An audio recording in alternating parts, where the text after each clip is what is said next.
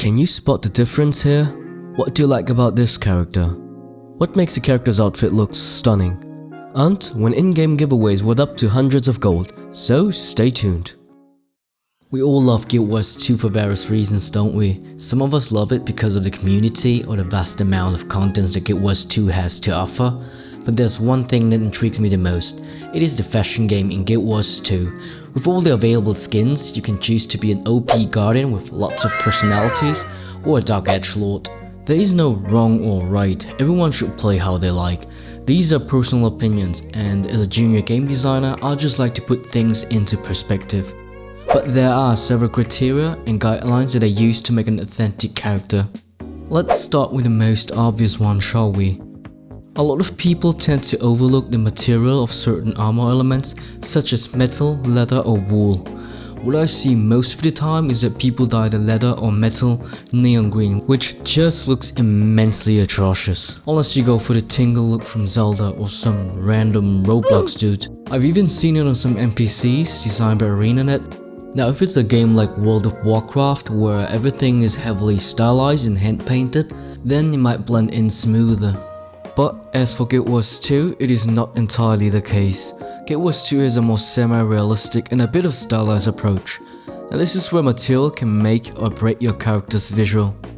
If you're having a hard time dyeing your character's outfit, then start with defining the material first and figure out what kind of armor type you're going for. And despite being a fantasy game, it's still pretty much based on the real world somewhere, so having your metal or leather pieces dyed correctly makes your character stand out a lot more. Metal can be polished, shiny silver, or rough and greyish, rusty bronze, gold or dark painted. There's the brown or red type of leather, the worn out, and the refined black leather. If you don't know if it's supposed to be metal, then pay attention to the surface shader, which has a shiny specular reflection on it. When it comes to light cloth, you've much more freedom in that regard because fabrics can be technically dyed in any color, and it would be less likely to break your character's immersion. With so many choices of gears, it can be overwhelming at first, but if you determine the quality of each item, then you will notice that the choices are a lot narrower than before. Usually newer gear pieces that came with Path of Fire or later are of high quality, because game optimization over time allowed designers to be more tolerant with polygons. Now when I say high quality, I refer that to the amount of polygon that I use for that specific gear item. If you don't know what polygon is, in 3D game development, polygons are made out of edge lines and vertices that are connected to each other. Think of the magnetic toy that some of us used to play with as children. Obviously, the more polygons a 3D object has, the more details and shapes are possible. Here you can notice a big gap of a low poly item and a high one. Another aspect of quality is texture and surface shader. Some newer gears seem like they have some baked-in bump map details such as those knobs or nits, which simulates death without having to use polygons for it. Have you ever wondered why AAA game characters are so recognizable and unique? It's authenticity. I call it design that works. So what actually makes a design good or bad? If I would have to draw Rytlock and Ungrim Iron Fist without taking a second look at it, then Ungrim will have a more accurate results than Rytlock because of his simple yet unique design. Rytlock has a complex design and his armor has lots of noise that is hard to read compared to Braham, for example. His design is easier to read and recognize regardless of the art style. It doesn't always have to be cluttered with complex noise or shapes. Sometimes less is more. That's what industry leaders have been doing for decades. When I first started playing MMOs, I didn't really think about authenticity of outfits or how it all works together. I would have used the biggest shoulder plates and mounted them on some BDSM cloth to intimidate my opponent with nipples. But then you'll realize that the shoulder plates are way too big and they don't really have any attaching points, so they kind of float in the air. Yes, it's still a fantasy game, but as I mentioned, every fantasy universe has connections to a real world somewhere. Make sure if the gear piece has feasible attaching points, or at least it should align with the chest piece. Avoid heavy clipping through of gear pieces, although it's inevitable sometimes. Don't choose a gear piece that has unclear materials because your character will end up like a WoW character. When choosing some matching pants from different sets, It is important to know if it could be a part of the chest piece, a sort of extension of the chest piece that shares common materials and shapes. Or is it supposed to be an entity on its own? You can always choose to pet from the same set, but in some cases it looks better to have it combined dynamically. In some cases it's quite helpful to get some inspiration from other fictional characters. Now this pair of greaves was horribly designed right off the bat. Your character wouldn't be able to bend the knees here, it looks very stiff, and if you walk around with these, the metal suddenly starts to bend, which just looks super weird. When choosing the overall shape of your outfit, make sure what you want to achieve in the first place, because you can quickly ruin your character when combining too many varieties of shapes. So make sure the overall shape and style complement each other. You can of course break up the shapes a bit by bringing some spikes or patterns, but be careful not to overdo it. I feel like 70% of the gears have spikes on it, which is kind of overrated. This one has spikes, this one has spikes as well. Spikes. They put spikes on almost every fucking gear. That's unbelievable. I guess the designers were probably trying hard to make it extra fancy, or they must have some spiky fetish.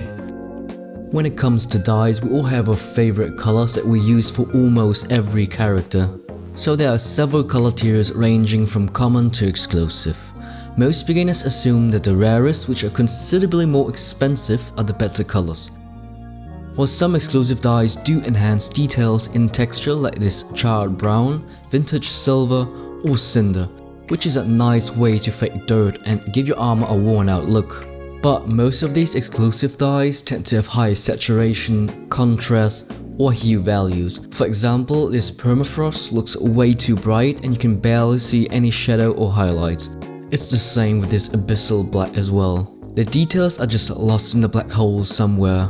It's funny that in every MMO I play there's the Dark Edgelord covered in the deepest black possible, and then there's the Holy Saint in pure white. So white that my graphics mod picks it up as a light source. By the way, if you want to experience Guild Wars 2 in new shades and stunning graphics, then check out the link in the description below. Avoid these kind of dyes and save yourself some gold. These dyes only work if you want to dye certain elements that are supposed to glow, or if the armor piece is hard to dye, but most of the time it just either looks flat, glowy, or oversaturated. In game design we call the effect Lambert. Lambert is a flat material type that yields a smooth look without surface detail or reflectivity. It is usually used in pre-production to render objects faster, or sometimes in older indie games. So if someone calls your outfit Lambert next time, it's an insult for sure. Here's a list of dyes that are often used for gold or silver armors. Be aware that some dyes look differently on certain gear pieces and in certain map zones due to shader differences. So you have to experiment around and see how it looks applied. It is also useful to sort your colors by material or hue, so you have an easier time to find your desired material or color. So the conclusion is that colors from lower tiers are just as good as colors from higher tiers. It all depends on what you want to achieve and how you combine them, which brings me to the next point.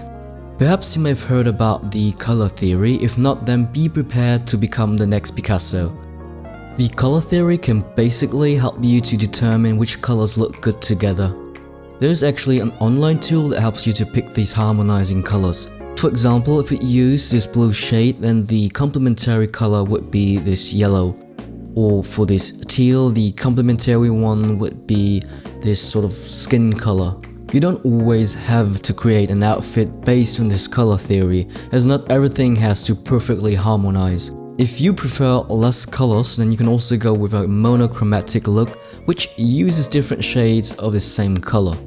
I've seen countless of people that nailed their dye games, so experiment as much as you like. The only thing that I would advise you not to do is this. I mean, why would anyone like to look like an onion? I mean, I can't really think of any character that are green and purple at the same time. Let's see... But please don't unsubscribe, please. If you would like to spice things up, you can also add some infusions to your character. If you combine them in the right order, you can do some crazy stuff with that. Some even allows you to mask the armor so only the skin gets affected, so you can look like an epic raid boss. Also, being moderate with these infusions is key here. Don't go overboard. I won't dive too deep into this as this topic deserves its own video. I'm gonna show you some of my favorite gear pieces in each armor class that always work for me. By the way, if you're new to Guild Wars 2, you can check all the obtainable gears in your bank panel.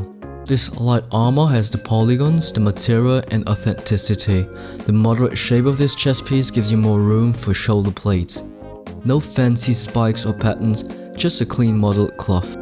I like the pants as well because they both have some wrinkles which portrays the actual cloth material. It looks very authentic compared to this flat skinny fit Lambert thing. As for heavy armor, I like it shiny and the armor has to look tough and firm. This one became many favorite and was inspired by Warhammer. The chin protector adds a nice touch to it, armor plate has a good material shader, although it could need some baggy wrinkles on the arms, but this is probably one of the best looking pants in game to me. The polygon count is fairly high, it has authentic wrinkles and details like this dagger attached to the leather belt. Thanks to the style of the greaves, it complements the chest piece perfectly.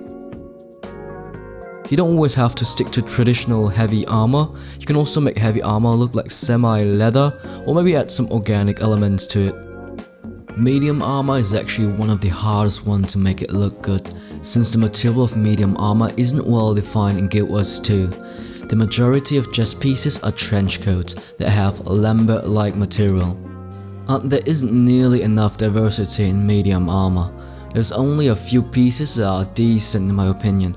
For my Ranger all-in, I chose this Corsair chest armor because the metal knobs breaks up the boring leather pattern and also gives a sense of protection. The polygon and texture quality seem to be high on this one too. But in the end, it all comes down to what you enjoy playing the most, or what you want to achieve with your character. I am giving away these weapon skins. All you have to do is subscribe to this channel and write down the 4 essential criteria that I have mentioned in this video. And don't forget to add your display names. If some of the tips inspired you or your character, please give this video a thumbs up and consider subscribing, because then the algorithm shoves my lovely voice into other people's feed. No, not feed. And maybe I get to reach 1,000 subscribers. See you in the next one.